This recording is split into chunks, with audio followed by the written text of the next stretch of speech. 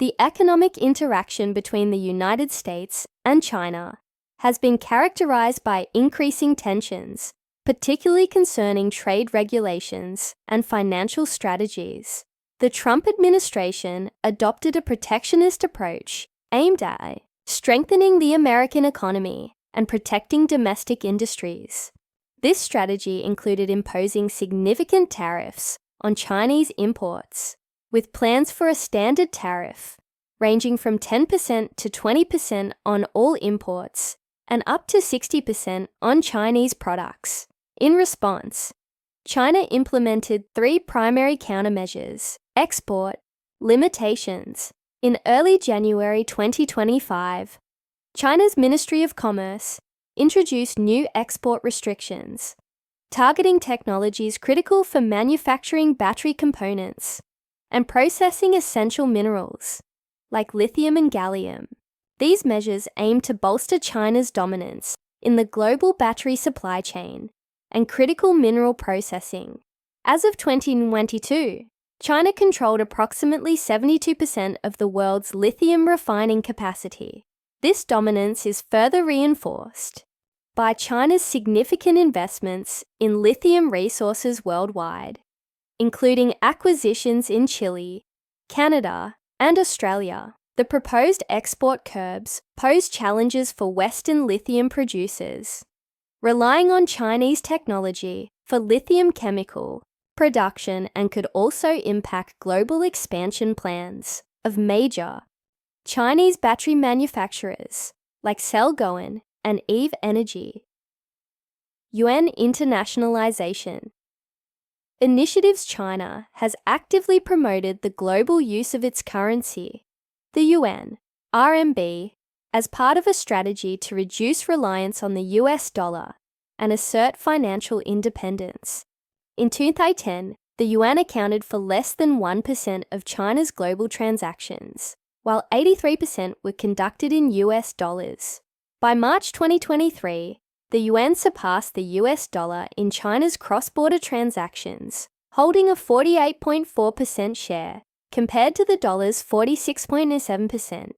This trend continued, with the yuan reaching 52.9% of such transactions. By March 2024, China has supported yuan globalization through various measures, including establishing currency swap agreements with over 40 countries, which facilitate trade, settlement in yuan, and reduce dependence on intermediary currencies. The Cross-Border Interbank Payment System, CIPS, was launched as an alternative to the SWIFT network, enabling secure and efficient yuan-based international payments. This initiative has gained traction in regions where China has strong economic ties. For example, several Middle Eastern and African nations have increasingly used the yuan for bilateral trade. Geopolitical tensions and sanctions on dollar-based transactions, particularly after Russia's exclusion from SWIFT in 2023, have accelerated this shift.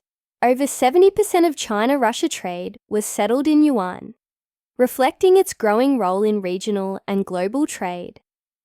China has also leveraged its dominance in critical industries like energy and commodities to promote yuan-based trade agreements. Deals with major oil exporting nations, including Saudi Arabia and the UAE, have facilitated yuan-denominated oil sales, diversifying payment methods and reducing reliance on the petrodollar system.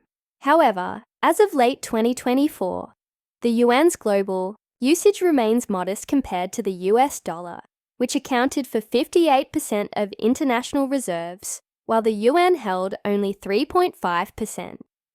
Challenges to further yuan internationalization include China's strict capital controls and limited financial market transparency. Reduction of US Treasury holdings. China has steadily reduced its holdings of US Treasury securities to diversify its foreign exchange reserves and minimize exposure to US dollar-denominated assets. Since early 2024, China has cut its net US Treasury holdings by over $21 billion. This move aligns with its de-dollarization strategy and reflects concerns about the long-term sustainability of US debt. This text outlines the complex dynamics shaping US-China economic relations, highlighting trade disputes, currency strategies, and financial diversification efforts. Explore Japan's new strategy regarding the sale of its US Treasury holdings and its broader consequences. China's divestment of US Treasuries has drawn attention, as its ownership of US Treasury securities has dropped to $76.1 billion, lowest since February 2009. This decline is part of a broader trend, with China's holdings falling by about 42% from a peak of $1.32 trillion in November 2013. This planned reduction aligns with China's objectives to diversify its foreign exchange reserves and reduce dependence on US dollar assets. Analysts from ANZ Research note that Chinese banks have reduced their US dollar assets by 22% since their 2021 peak, reflecting a shift towards greater use of the yuan in international trade, boosting monetary policy independence, and managing exchange rate fluctuations more effectively. Over the past 2 decades, China's holdings of US Treasury securities have undergone significant changes, reflecting shifts in economic strategy, global market conditions, and geopolitical factors. Starting in the early 2000s, China's investments in US Treasuries grew rapidly, reaching a peak of $1.32 trillion in November 2013. This growth was driven by large trade surpluses with the US, leading to substantial dollar reserves that were invested in US government debt. However, since 2013, these holdings have steadily declined, falling to $76.1 billion by October 2024, a 42% drop from the peak. Key factors driving this decrease include diversification of foreign exchange reserves. As of December 2024, China's foreign exchange reserves, the largest globally, totaled approximately $3.22 trillion. Historically, a significant portion was held in US dollar-denominated assets. In 2014, 58% of China's reserves were in US dollars, down from 79% in 2005. Diversification reduces risks related to currency concentration while improving the safety and profitability of investments. Monetary policy independence. Lower reliance on US dollar assets grants China greater flexibility in managing its currency, the yuan, and maintaining economic stability. This allows more effective responses to domestic economic conditions without being heavily influenced by US monetary policy decisions. Concerns over US debt sustainability. The US public debt surpassed $33.4 trillion in 2023, a ninefold increase since 1990, raising concerns about the long-term stability and safety of US Treasury investments. Japan, traditionally one of the largest foreign holders of US Treasury securities, has also reduced its holdings, with a 21% decline since 2020. In the past 3 months, Japan sold $61 billion in US Treasuries, while China reduced its holdings by $51.3 billion. These significant actions by 2 of the largest US creditors highlight a growing trend of foreign divestment from US debt, raising concerns about US economic policies, potential interest rate changes, and the future role of the dollar as the world's primary reserve currency. This is occurring in the context of Donald Trump's recent re-election, as his America First policies have introduced unpredictability in economic and foreign relations. In this video, we will explore these developments, analyzing their Historical context, economic impact, and strategic implications for the global financial system shape future interactions between the US, Japan, and China, as well as the broader international market.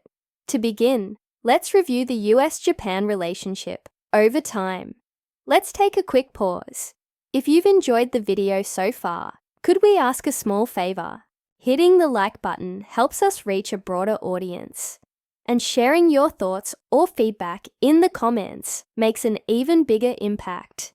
Thank you for watching. Now, let's dive back in.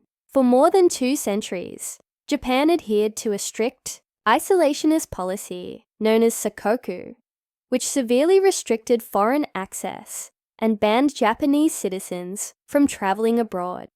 This policy aimed to maintain Japan's social order, limit foreign influence, and ensure political stability under the Tokugawa shogunate. The turning point came in 1853, when Commodore Matthew Perry of the U.S. Navy arrived in Edo Bay, now Tokyo Bay, with a fleet of black ships, steam-powered vessels, with advanced technology and weaponry compared to Japan's. Perry's mission, driven by American interests in expanding Pacific trade routes and securing coaling stations for whaling ships, pressured Japan to end its isolation. The subsequent Treaty of Kanagawa in 1854 effectively ended Sakoku. This treaty opened 2 Japanese ports, Shimoda and Hakodate, to U.S. ships and set a precedent for further Western demands and the negotiation of additional unequal treaties. These treaties granted extraterritorial rights to foreign nationals and imposed low fixed tariffs on Japanese goods, causing internal unrest. While some Japanese leaders found these forced openings humiliating, they ultimately acted as catalysts for Japan's modernization. The country sought Western nations, including the US, as models for political, economic, and technological advancement. The collapse of the Tokugawa shogunate in 1868 and the subsequent Meiji Restoration marked the start of a rapid period of modernization and westernization. The Japanese government sent representatives to learn from Europe and the United States, adopting Western-style industries, education systems, military organizations, and political institutions. American educational models, legal frameworks, and industrial practices significantly influenced the Meiji government's plans for a modern state. Over time, Japan strengthened its economy, built railways, modernized its army and navy with Western assistance, and adopted constitutional governance. By the late 19th and early 20th centuries, US-Japan relations were relatively amicable. Japan respected America's territorial gains in Hawaii and the Philippines, while the United States acknowledged Japan's strategic interests in Korea. Although both nations pursued their own imperial ambitions, they generally maintained a balance of interests. Their cooperation was evident during World War I, when Japan joined the Allies against Germany, capturing German territories in the Pacific and providing naval support. This period laid the groundwork for Japan's emergence as a significant regional power and for increasingly complex diplomatic and economic interactions with the United States. As the 20th century advanced, tensions grew. Japan's imperial expansion into Korea, Manchuria, and further into China and Southeast Asia conflicted with American trade and security interests. In response to Japanese aggression, the United States imposed escalating economic sanctions, cutting off essential supplies like oil and steel. These sanctions threatened Japan's resource-dependent empire, leading Tokyo to make a risky move. The surprise attack on Pearl Harbor on December 7, 1941. This attack prompted the US to declare war and fully engage in the Allied effort in World War II. After years of intense conflict, Japan surrendered on September 10 in 1945, following the atomic bombings of Hiroshima and Nagasaki. Under the leadership of General Douglas MacArthur, the supreme commander for the Allied powers, the US oversaw the post-war occupation of Japan from 1945 to 1952. The American-led administration implemented extensive reforms. A new constitution in 1947 reduced the emperor's role to a symbolic figurehead, guaranteed basic human rights, and prohibited war through Article 9. Land reforms redistributed property, reducing the power of wealthy landlords.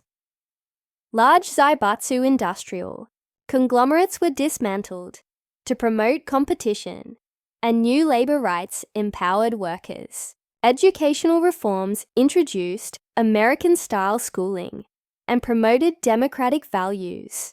These transformative changes not only democratized Japan, but also established stable political institutions and paved the way for the country's future economic miracle. The 1951 Treaty of San Francisco officially ended the Allied occupation and restored Japan's sovereignty, yet the United States remained deeply involved.